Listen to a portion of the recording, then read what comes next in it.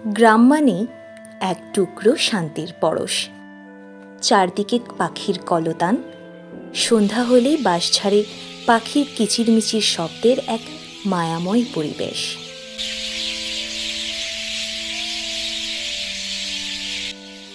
এক থেকে ১.৫ দশক আগেও গ্রামেগঞ্জে এই দৃশ্য প্রায়ই দেখা যেত। দেখা মিলত হরেক রকম পাখির।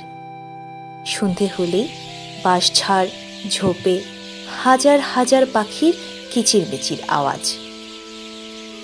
তবে এখন সেই আওয়াজ আর কানে বাজে না, চোখেও পড়ে না।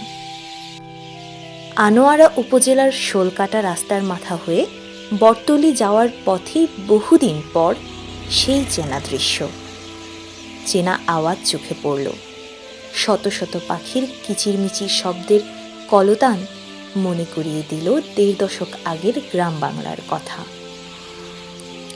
অনেকটা স্মৃতিকাতরতায় ডুবে গেলাম। আহারি প্রাণীর গ্রাম। মনে ভাসছিল প্রফেসর হোসেন কবিরের লেখা, গ্রামগুলো শহর হলে পাখিরা যাবে কোথায়।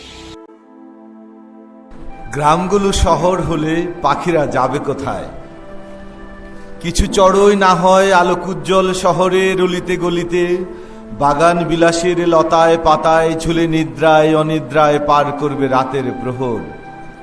গ্রামগুলো শহর হলে যে মানুষ গ্রামের আলপথে শীষ দিয়ে বাজাতো পাতার সানাই, সে মানুষ তাহলে কি পাখি হবে? পরিযায়ী পাখি, নিরুদ্দেশ যাত্রার।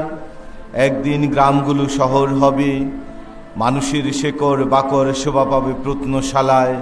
কেউ কি যাবে কুড়ুতে আর? মানুষের প্রাকৃত জীবন শোকার্ত পাখির পালক।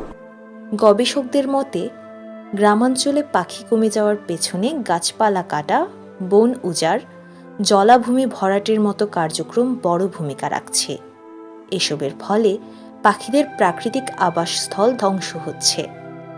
পাশাপাশি কীটনাশক ও রাসায়নিক সারের অতিরিক্ত ব্যবহারের কারণে তাদের খাদ্য উৎস যেমন পোকামাকড়, বীজ এবং ফল কমে গেছে।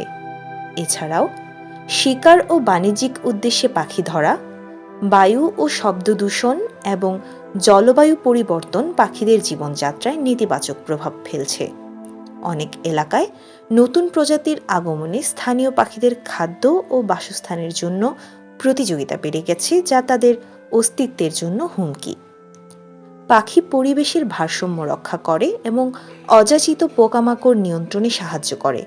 তাই তাদের রক্ষা করতে বনাঞ্চল সংরক্ষণ, কীটনাশকের ব্যবহার কমানো, জনসচেতনতা বৃদ্ধি এবং পরিবেশ বান্ধব নীতি গ্রহণ অপরিহার্য।